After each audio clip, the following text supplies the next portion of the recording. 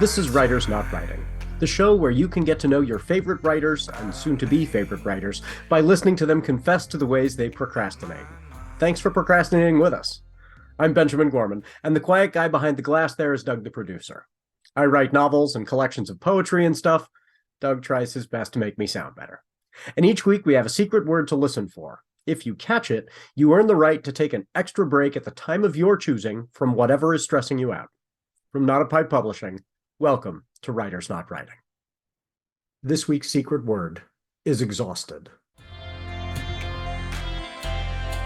If I take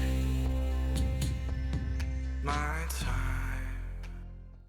Hey, everybody. So this is going to be a bit of a strange episode in that I'm going to recommend from the outset not to listen to it while driving a car. This may sound almost like ASMR or something. I am so exhausted. Perhaps today's secret word will be exhausted. I am bone tired, and I've hinted a little bit about why, but I think those of you who are watching on YouTube can see it. It must have been like a strange kind of animation almost in my background here. This is my writing abode, my writing cave. And years ago, I painted it to look like it's brick walls all around me, which was a waste because I then put up bookshelves that covered almost every surface in the room. And so before you were just seeing books, books, books, books, books, books, which makes me very happy. Made me very happy to be surrounded by books. The bookshelves have now been depleted and now are even being removed themselves. And the reason for that, and I've hinted at this over the last few episodes, my family is moving. We are moving overseas. It didn't make sense to take the books with us. Luckily, some dear friends have volunteered to take on the job of selling all of the books. And so for the last couple of days, my wife and our kid and my son Noah have been helping. We have been trying to sell everything we own in this massive estate sale. I mean, to call it anything else would be a misnomer, although estate sale sounds odd. We are all still extant. We are all still alive. We are here with you, but we are selling everything because we're moving overseas. It is exhausting to take everything you have and arrange it in your garage and driveway and then welcome in the folks who are, bless them, looking for a deal. And they come into your home and they say, here's this thing that, maybe meant something deep to you, but means nothing to me, and therefore I will give you $1 for it. And you find yourself in a circumstance where you are saying, yes, I will accept your dollar because I just need to sell everything. It's cheaper than throwing it away. It's going to get some use. Some of the items, it was really neat to see them go to people, little kids who would take children's books that my son had read, and to see this kid take the book away and know it will be read by somebody who will treasure it. That was really cool. We used to have this thing in front of our house that was this arch, and from the arch hung a 6-foot plastic skeleton that we'd named Cecil. And Cecil, the celebratory skeleton, Crystal would dress up Cecil in costumes for every occasion. And the way this came about was that we had Cecil hung up for Halloween, as one does, and dressed up, I don't think dressed up in anything at the time. And a neighbor made the unfortunate error in judgment of commenting a couple of weeks after Halloween that, oh, I see you're finally removing your Halloween decorations. And Crystal took offense and decided that they would stay up eternally, which I kind of love because Halloween is by far my favorite holiday. And so instead of removing Cecil from the front of our house, Crystal started decorating Cecil in all of these costumes for every holiday. And so Cecil would wear Thanksgiving apparel for Thanksgiving. For the entire month of June, would wear, rainbow pride stuff. Then after that, for July, would be dressed up in, like beach floaties and, summer garb. And then, back to Halloween and Thanksgiving and then Christmas stuff and Valentine's Day. So we managed to sell Cecil the celebratory skeleton, and this was really cool to a neighbor who lives directly across the street. So Cecil will live on, and the Crystal basically gave. One might even say foisted upon this person the giant box of costumes. So Cecil may not only live on, but live on and be dressed up for the neighborhood going forward, which most of the neighbors, with this, one persnickety neighbor excluded, but the rest of the neighbors love it, and especially the kids. They come by the house to see how Cecil will be dressed up. We also used to have one of those huge 12-foot, 14-foot tall skeletons, and we would, try and put some clothing on that would match Cecil. So, for Pride Month, for example, you'd have Cecil dressed up in like a rainbow onesie and then a rainbow feather boa for the 12-foot skeleton. And the little kids just loved that. So, uh, all that is going away. Um, all the items we own are going away, and that is an interesting transition. I was saying to my son today as we were picking him up from college to come help us, this is going to be a change to go from being nigh on hoarders to being people who have no possessions beyond what we can fit into a suitcase. And Noah says, I think calling yourself nigh on a hoarder is a bit gracious. We had so much just stuff. And a lot of it was just books, a ton of books, but also just a ton of 20 years of acquired stuff. I don't want to disparage it and say it's junk, but when you see it all strewn about, it certainly looks junky. And so for the last 2 days, our house has looked less like a home and more like an antique store, with every bookshelf now arranged so that everything can be on display, and people are pawing through this stuff and make an absolute mess as they shop. And we're following behind them and trying to reorganize things a little bit for the next customer, and we're just selling everything, every tool, every the lawnmowers have sold. The Oh, a couple of funny ones. One of the funniest was somebody purchased this little display kind of cabinet that holds Keurig pods. And when they bought it and all the pods. They didn't buy the Keurig coffee maker. So my wife has a Keurig coffee maker and no coffee pods because somebody bought them.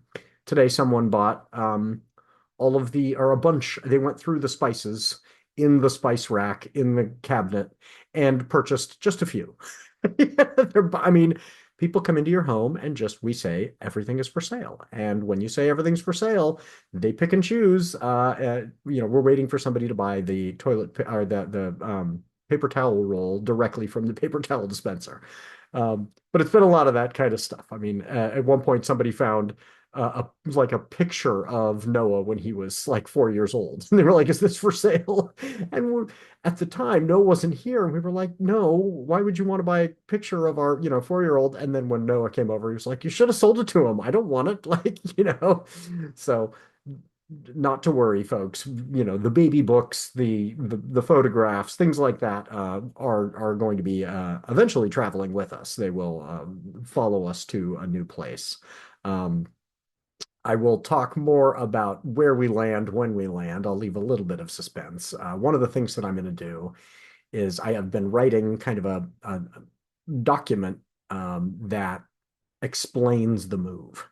And I know there are some people who would be interested in that. There are some people who are going to not care at all, and that's fine. But for the folks who are curious, I do want to pique their curiosity a little bit. There will be a thorough explanation. And I think what I'm going to do, because we're of course going to need resources where we're landing, is I will, have this ebook that'll be, novella length, perhaps, and I'll sell it for, 99 cents or something. And make this available because, when you're a writer and you're saying, I'm going to explain why I'm leaving, you write a book about it, right? So there will be that coming, but I think it is wisest, and here's another little tease, I think it's wisest for me to release that after I've left.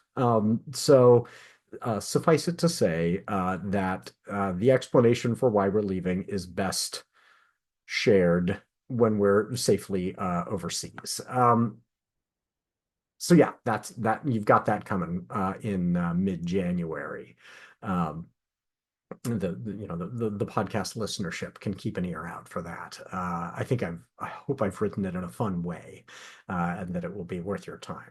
Um, but yes, so we're moving, and we're doing this massive estate sale, and I am totally wiped out. But I'm feeling good about it. I'm feeling good about the move itself. And part of the reason, and this does relate directly to the show, is that as a writer, and all of you writers who are listening know this, writing is the kind of profession, calling, where we simultaneously need to be cognizant and thoughtful and caring about our audience, right? You don't want to write in such a way that you're saying, I don't care about you at all. If you're going to do that, write a diary, right? This is for others. At the same time, we cannot be censoring so much in the name of pleasing the audience that we are writing without a voice. And so part of the motive for the move itself is to be in a place where I can write what I need to write.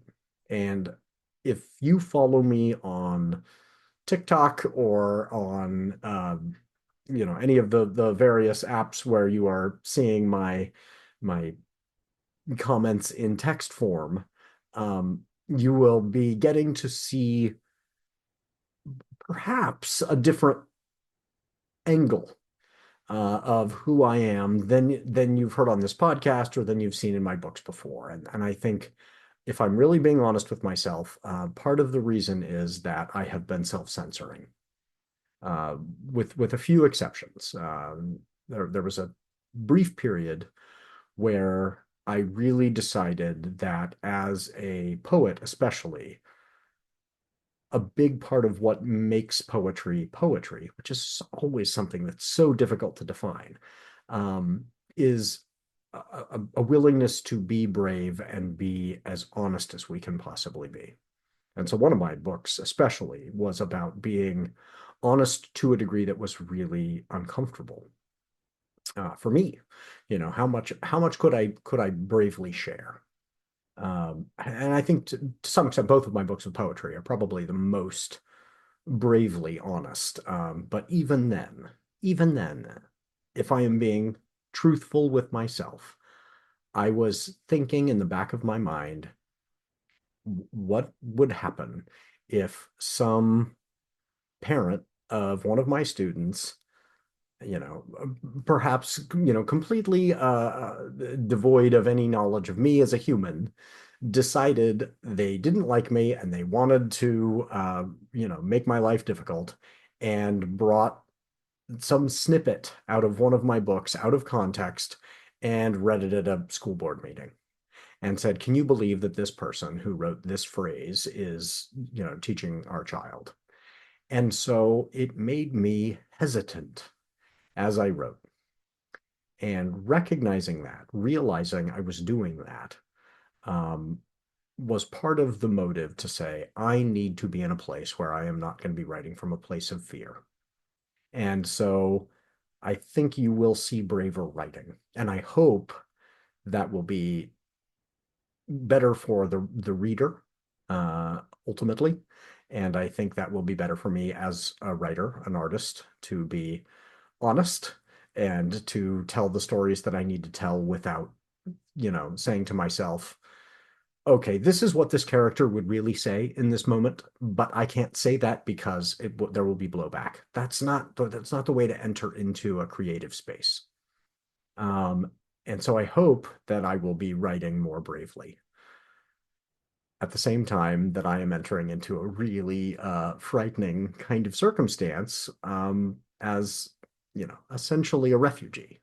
We are going to go to another country that is welcoming to us, and we are going to go with the clothes on our backs, and we are going to try and make a go there.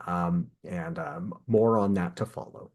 So, yeah, I don't know what else to say for this nice short episode this week, other than I hope my voice has not put you to sleep.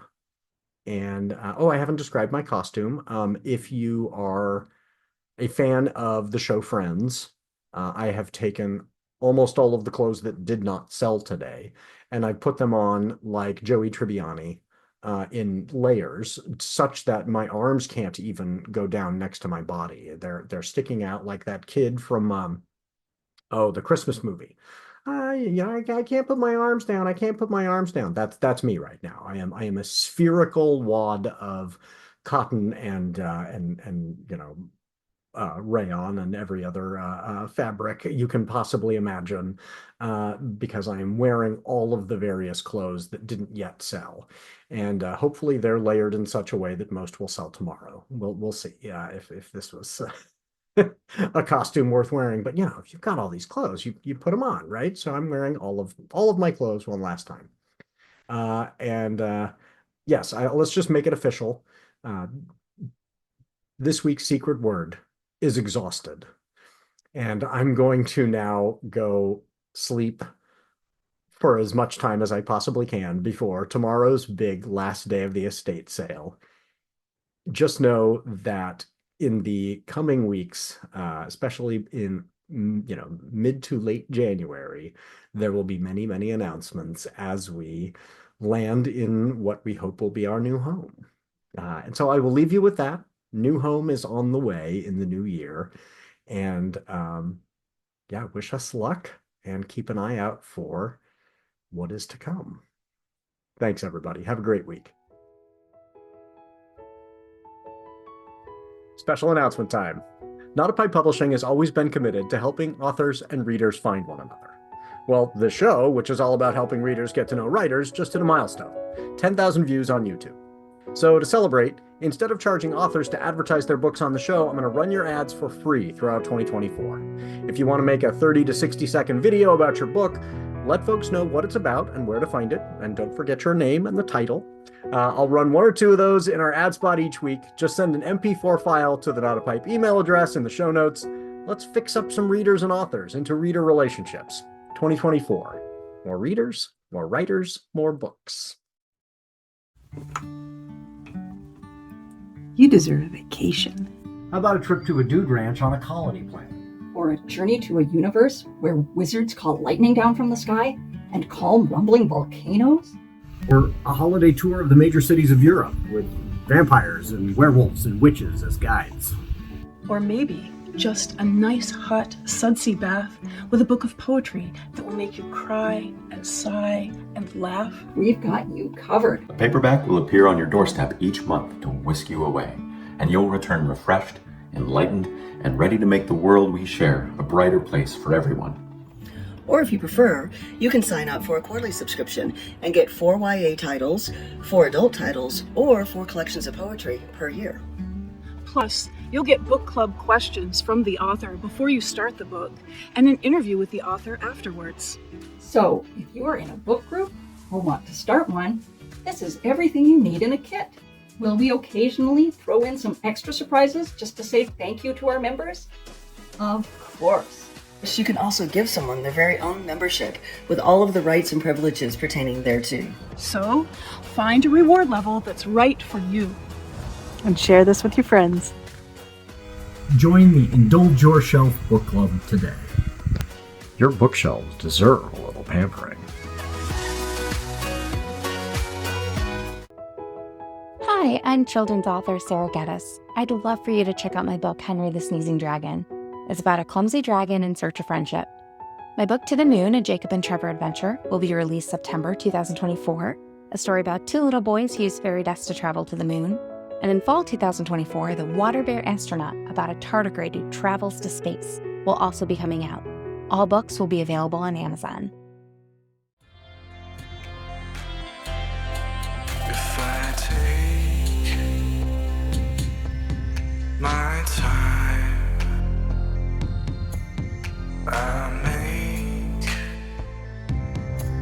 of my